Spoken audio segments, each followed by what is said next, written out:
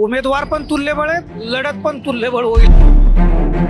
कळतच नाही आमदाराचं काम काय, खासदाराचं काम काय, नगरसेवकाचं काम काय। सगळी सिस्टीम त्याला माहिती असते।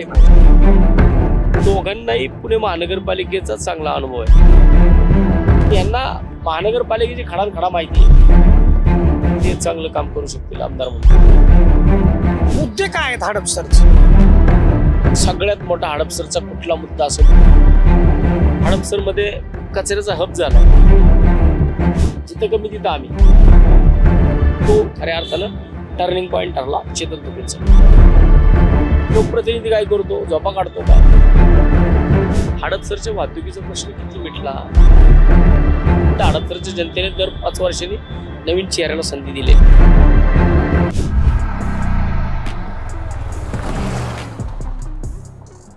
पोस्ट ग्रॅज्युएट डिग्री कोर्सच्या माध्यमातून परिपूर्ण राजकीय नेतृत्व घडवणारं आणि प्राध्यापक राहुल कराड यांच्या संकल्पनेतून साकारलेलं भारतातील पहिलं institute MIT school of government.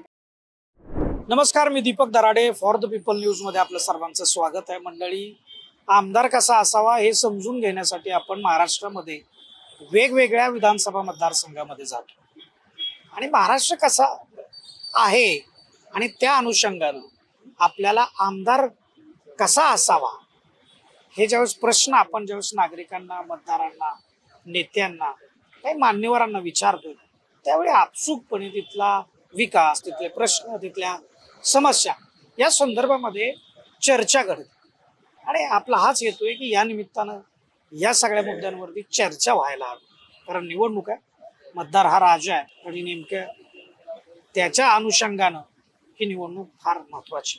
आता आपण हडपसर विधानसभा मतदारसंघाच्या संदर्भात बोलणार आहे। माझ्यासोबत वसंत मोरे आहेत, जे शिवसेना उद्धव ठाकरे गटामध्ये आहेत। तर त्या आम्ही आमदार कसा असावा हे जाणून घेतोय मान्यवरांकडून आणि या विधानसभा निवडणुकीच्या निमित्तानं या संदर्भात तिथले विकासाचे मुद्दे, तिथलं राजकारण आणि आपला लोकप्रतिनिधी कसा असला पाहिजे या संदर्भातलं एक चर्चा या निमित्तानं घडते। काय वाटतं तुम्हाला? तुम्ही लोकप्रतिनिधी म्हणून काम केलेलं आहे महापालिकेमध्ये, आमदार विधानसभेमध्ये काम करतोय, परंतु अतिशय महत्वाचा घटक आहे। आता लोकप्रतिनिधीची काय काम असतात हे मी तुम्हाला सांगण्याची ना आठवण करून देण्याची अजिबात आवश्यकता नाही। तुम्हाला काय वाटतं आमदार कसा असला पाहिजे? वाटतं की आमदाराला कमीत कमी त्याच्या भागातले प्रश्न काय, मूळ त्याला ती माहिती असली पाहिजे। आणि आता होतं काय की नक्की आता कळतच नाही आमदाराचं काम काय, खासदाराचं काम काय, नगरसेवकाचं काम काय। आता आमदार गल्लीबोळात पण काँक्रिटीकरण करतो, तो त्या भागातल्या मुख्य प्रश्न काय आहेत किंवा तिथं वाहतुकीची समस्या आहे का, तिथला पाण्याचा प्रश्न आहे का, तिथल्या कचऱ्याच्या प्रश्नाच्या बाबतीत काय आहे। मग जर कचऱ्याचा प्रश्न असेल तिथे एखादा मोठा प्रोजेक्ट राज्य शासनाच्या माध्यमातून त्याला आणता येतोय का, वाहतुकीचा विषय असेल तर वाहतुकीच्या विषयामध्ये तो तिकडं ग्रेड सेपरेटर असतील, फ्लायओव्हर्स असतील, याच्या बाबतीमध्ये काय करतोय, किंवा छोटे छोटे क्रक्स असतात काहीतरी वाहतुकीच्या बाबतीमध्ये, ते जाताना पण तुम्हाला दिसले पाहिजे। मग असं नक्की आमदार ते करतोय का नाही, त्याला तुमच्या तो महानगरपालिका क्षेत्रातला असेल तर त्याला महानगरपालिकेचे प्रश्न काय आहेत जे की त्याला तो तारांकित करून तो तिकडं विधान परिषदेत मांडता आले पाहिजेत। त्याला काय होतं की जर नवीन आमदार जर निवडून आला तर त्याला ती विधानसभा कळायलाच त्याला 2 वर्ष जातात आणि तोपर्यंत मग एकदा एखाद्याचं दुसरं काय हाताला लागलं मग त्याचं विकास कामांकडे लक्ष राहत नाही। मला वाटतं की आमदार निवडून देत असताना जनतेने कमीत कमी तो लोकप्रतिनिधी असला पाहिजे, त्याला याचं ही सगळी सिस्टीम त्याला माहिती असली पाहिजे। आता हडपसर विधानसभेवरती येऊ थेट, काय परिस्थिती आहे हडपसर मध्ये, काय वाटतं, कुठले मुद्दे आहेत? हडपसर विधानसभा मतदारसंघामध्ये प्रशांतदादा जगताप हे आहेत, चेतन तुपे आहेत, हे 2 प्रमुख दावेदार महाविकास आघाडी महायुती याचे आहेत। आणि मला वाटतं की दोघांनाही पुणे महानगरपालिकेचा चांगला अनुभव आहे। चेतन तुपे 15 वर्ष नगरसेवक होते, प्रशांतदादा 10 वर्ष नगरसेवक आहेत। त्यांनी PMPML मध्ये सुद्धा अध्यक्षपद भूषवलेलं आहे, पुण्याचं महापौरपद भूषवलेलं आहे। आणि हे मला वाटतं की खऱ्या प्रकारे ही तुल्यबळ आता ही जी चालू आहे नाही ही आहे खऱ्या अर्थानं, म्हणजे कुठल्याच मतदारसंघामध्ये एवढी तुल्यबळ नाहीये। की जे 15-15 वर्ष नगरसेवक राहिलेले लोक आज दोघं एकमेकांच्या समोरासमोर आहेत आणि शहरातल्या मोठ्या मोठ्या पदांवरती काम केलंय. म्हणजे चेतन तुपेने स्टँडिंग वर्क केलं असेल, प्रशांतदादांनी महापौरपद केले, PMPML केली, तिकडे त्यांनी शहर सुधारणा केली आहे. यांना महानगरपालिकेची खडानखडा माहिती आहे. पण त्यातल्या त्यात मी असं म्हणून की प्रशांतदादा याच्यामध्ये उजवे आहेत, कारण प्रशांतदादांनी पुणे शहराचं महापौरपद प्रथम नागरिक म्हणून त्यांनी भूषवलेलं आहे. आणि जर एखादा व्यक्ती हा संपूर्ण शहराचं नेतृत्व करू शकतो, मग तो एखाद्या मतदारसंघाचं का नाही करू शकत. 6 विधानसभा मतदारसंघांचं नेतृत्व महानगरपालिकेच्या माध्यमातून, महापौराच्या माध्यमातून त्यांनी केलेलं आहे. त्यामुळे मला वाटतं की प्रशांतदादांना शहराच्या बऱ्याच प्रश्नांचा अभ्यास आहे आणि ते चांगलं काम करू शकतील आमदार म्हणून. काय वाटतं आता, म्हणजे तुम्ही बऱ्यापैकी सांगितलं तुल्यबळ, उमेदवार पण तुल्यबळ आहेत, लढत पण तुल्यबळ होईल असं एकूण अंदाज आहे. मुद्दे काय आहेत हडपसरचे, कशाला प्राधान्य दिलं पाहिजे? वाहतुकीला सगळ्यात मोठा हडपसरचा कुठला मुद्दा असेल तो वाहतुकीचा मुद्दा आहे. आणि त्याबरोबरच त्या ठिकाणी क्राईम रेट एवढा आहे की मोठ्या प्रमाणात क्राईम रेट आहे, तो विशेषतः कोंढवा भागामध्ये आहे. याच्यावरती काहीतरी आमदारांनी केलं पाहिजे. जो आमदार कोणी असेल त्या आमदारांनी त्या भागामध्ये, म्हणजे सगळेच नाही, आम्ही काही संपूर्ण समाजाला बोलणार नाही, पण ज्यांच्यामुळे समाज बदनाम होतो अशी काहीतरी ठराविक लोक असतात जी लांबून कुठून तरी बाहेर इकडून तिकडून येतात आणि त्या ठिकाणी वास्तव्यास राहतात. मग त्या ठिकाणचा जो पोलीस असतो, जो पोलीस स्टेशनची लोक ही काय करतात, हे त्यांच्यावरती लक्ष ठेवत नाही. लोकप्रतिनिधी काय करतो, झोपा काढतो का? लोकप्रतिनिधी हे का नाका खाली टिचून या सगळ्या गोष्टी होत असतात. लोकप्रतिनिधीला या गोष्टी माहिती काढा. मी ज्या प्रभागामध्ये नगरसेवक म्हणून काम करतो, माझ्या भागामध्ये एक गाय मारली एकाने गोठ्यामध्ये, मी दुसऱ्या दिवशी जाऊन गोठ्यात उडून टाकला सगळा. कारण मला असलं नाही चालणार. मी जर हिंदू आहे, मला गायीचे मी आदर करतो, माझ्या प्रभागामध्ये गाय, जिवंत गाय मारलीच कशी? मग म्हणून मी जागेवरती जाऊन पालिका प्रशासन, पोलीस कारवाई करतील तेव्हा करतील. आपण स्वतःहून कारवाई केली आणि ते तोडून टाकलं सगळा गोठा.